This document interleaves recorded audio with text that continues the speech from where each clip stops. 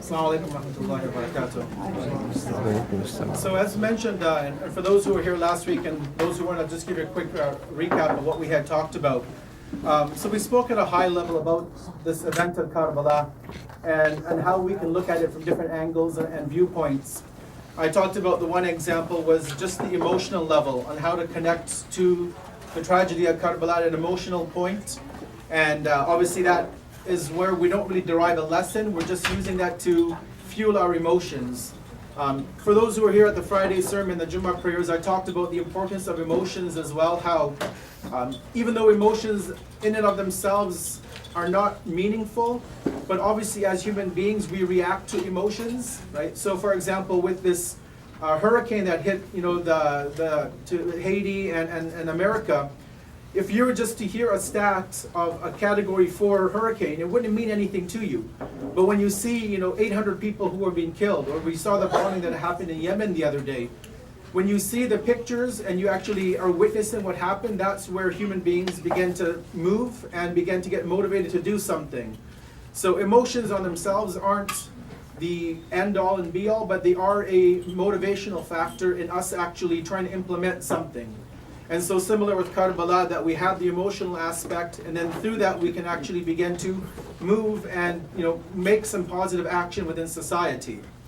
And so one of the lessons that we extrapolated from that discussion from last week was just that the event is not just a historical narrative that we, for example, hear in the lectures or that we impart to the children, or to our own children for that matter, or to our own selves, but that we can use that to empower and motivate ourselves to actually press for change based upon the mission of Imam Hussein alayhi salam. I referred to Imam Hussein last week as a motivational speaker, and his talks as being a motivational talk, because when I looked at that definition of a motivational speaker, it's somebody who basically speaks, who conveys a point to you that makes you be motivated to make a change within your life.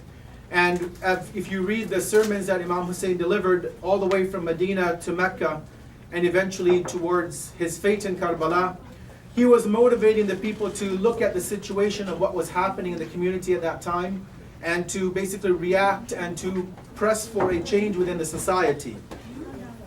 One of the things I obviously wanted to first mention at the top of it is that when we look at Karbala, and whether it be even the procession that's happening today or many of the events that we have related to Imam Hussein, the Who is Hussein movement that's online and that's gone to many different countries. And this is sometimes hard to incorporate, but we have to, at least for ourselves, internalize, and for the children that we are educating, is that Karbala and Imam Hussein's movement was at the pinnacle. It was a movement based on religion.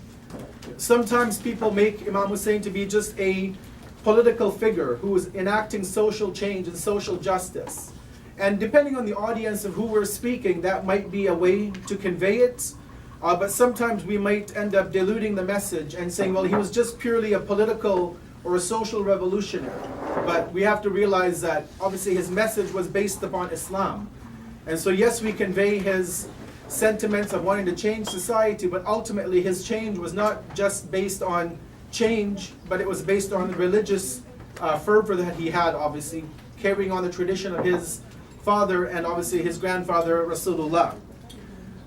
So some of the lessons that I thought we could impart when we were teaching about Karbala, one is obviously about social change.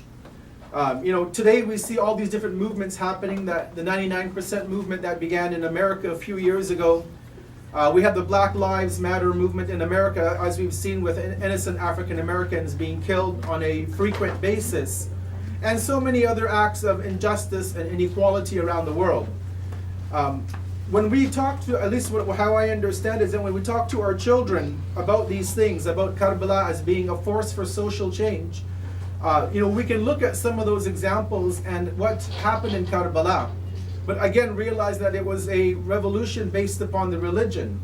And to emphasize that to the children, using the example in Karbala, and even in history, because, for example, if it's the Black Lives Movement, well, Bilal was an African, right? Joan was a companion of Imam Hussein who was from African origin. And when you look in the Quran, when Allah talks about discrimination, and racism, there are clear verses of the Quran where Allah tells us that we have been created in different colors. We're all in different languages, different nations, different tribes, different groups that we all come from. Right? So there is an Islamic, obviously, undertone when we look at social justice and social change, and that verses of the Quran and even the message of Imam Hussein are clear that it was not just, it was obviously a battle in one sense, but it was based upon obviously these principles of the Quran and the principles of Islam. So I think if we look at Imam Hussein as a social agent for change, when we speak to the children, if we relate these other contemporary events, we also have to realize that these are based in the Quran, right? And maybe even draw these kinds of verses from Surah Hujurat, for example, where Allah tells us that He has created us from a male and a female and given us different nations and colors. Other verses of the Quran talk about how we have been created with different languages, how we are as diverse in our colors as the mountains are in their colors. And so to draw those sort of parallels will, I think, help us when we're educating our children about Karbala. Again, not just a social movement, but it was based on a mission from Imam Hussein, again, based upon his teachings from Rasulullah and from his forefathers. Also about taking a stand, obviously with our children, when they live in the generation that they live in today, it's a time where people want things immediately, instant gratification. We have fast food. There's no more need now to take a picture and get the film developed. It's an instant picture. Everything is right away. You tweet a message or you put a post on Facebook and you wait for that reply to come instantaneously. Right? So we have to also show our children that we have to slow down a bit in life. Things don't come right away. Karbala wasn't just an overnight sensation. It took obviously many years based on the political situation after the demise of the Prophet and even his movement, right? Because it wasn't just the 11th of Muharram and the whole system changed. It still took years for the people to awaken, for them to realize what had happened in Karbala, and then for them to want to make that change within themselves and within the society. So I think we can impart that to our children also, that we might live in a society today where things are happening at a fast pace and they want things done right then and there, but that we have to realize that change does come gradually within a society. Right? It's not instantaneous. It's not as quick as an Instagram picture. It's not as quick as a Snapchat that you post. Right? It will take time for things to happen. And so when we talk about sabr and patience that the Ahlul Bayt had shown, obviously in that entire event, when we relate it in that way, that it won't be a right instant success story. It hopefully teaches our children in life now that things aren't always going to be as we think they will be.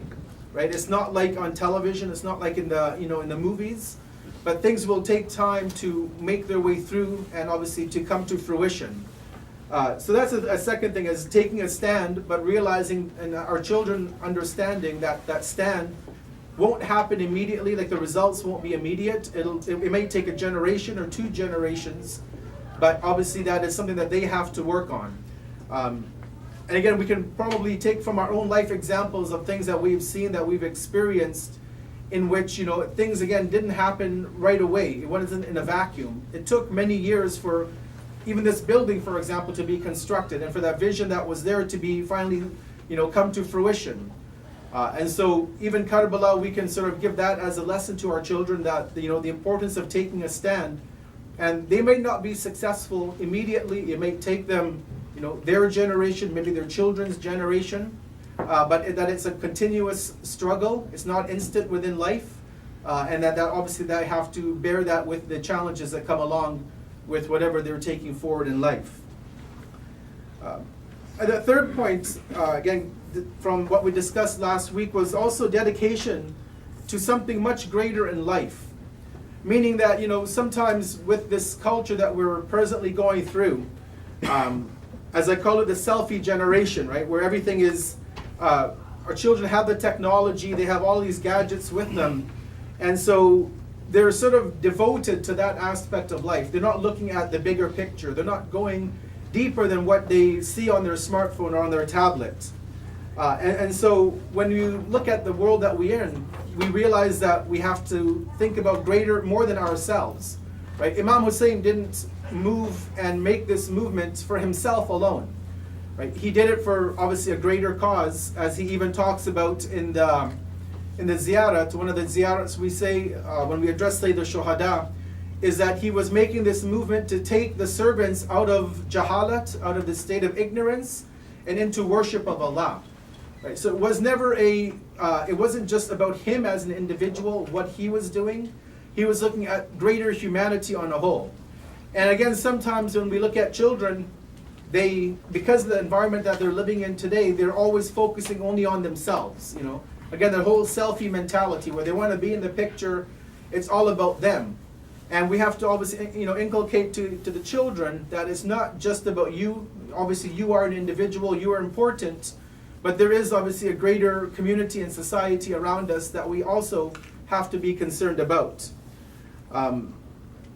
So just some practical examples, is that, and these are things that actually we've experienced directly, is that when we are able to connect our children with less fortunate members of society, whether it be, the homeless people, people who are, let's say, volunteering in the food banks to feed the homeless, giving back to the community. When our children see that there are greater challenges out there, then that would hopefully become a wake-up call for them as well. Right? And it doesn't start when they're 16, 17, 18. I mean, we have to start right when they're, young children. One of the examples I can give is that we went for ziyarah to Iran just about 2 months ago. And so we have a family friend in Iran from the Afghani background. And the woman itself, her husband abandoned her with her children. And she basically had nowhere to turn to because of the situation that she was in. And so we got some help from some people to help and support her, to give her income for her own self. But we make it a point that every time we go to Iran for ziyarah, that we pay a visit to this lady, right? So my daughter can see how less fortunate people live. And literally, when you go to their house, if you were to take this room and divide it into 4, that's the entire size of her house, like 1/4 of this room. I mean, to the point where in 2015, she didn't even have hot running water in her house, right? And this is like the 21st century, right? And so when my daughter sees that, right, and then she realizes that, it's not just about us. It's not just about me and having my comforts and my toys and my games. It has an impact on her because she's actually seeing somebody who is facing that kind of a situation. And I applaud a lot of the ziyarah groups. One of the things I noticed when a lot of our zawar go from here to Iraq or to Iran is they try to make it a point to visit the orphanages or the widows.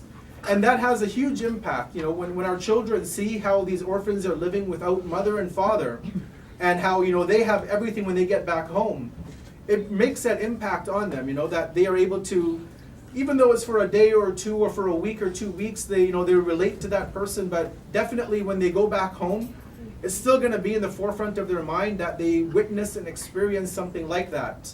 So I think that's also important. Obviously, we can't control when our children or our students go for ziyarat, but it's something that definitely we have to let them know that there are less fortunate people around the world, and when you actually see those practical examples, that becomes really Karbala in motion, because it makes us realize that, there are people who are less fortunate in the world, and that we have to also care for them. And that was, again, a message of Karbala. It was a message of the Ahlul Bayt, as you know, when you read the Quran, that they would give food to the orphans. As Surah Insan talks about, they fed the needy, they fed the war captive, and even they fed non-Muslims, obviously, because Surah Insan, when Allah talks about the Ahlul Bayt feeding the needy people, when Allah talks about the war captive, the commentators of Quran mention that those war captives were specifically non-Muslims, right? So the Ahlul Bayt didn't have any prejudice against Muslim or not. They dealt with everybody equally as human beings. And last, I think I'll just mention is that Karbala also should be able to teach us and our children, especially, to live Islam with pride. Right? Obviously, nowadays it is quite difficult for us to convince our children about Islam, our students in Madrasah or our children at home. When they look at the media and they see what is happening in the Middle East with ISIS and all of these groups and the killings and the war that's happening, sometimes they might feel a bit, not wanting to associate with the religion. And so many times we might have children, girls for example, who leave home properly dressed and they get to school and the hijab comes off. It's a reality, it's happening. There are boys who will go to school and they don't have that same physical display of Islam, but they're obviously going to change their character. They're going to change their name to be whatever just to fit into the crowd, but basically being ashamed of who they are as Muslims. And while they're 12, 13, 14, 15, obviously we can somehow control it and limit it when we find out about it.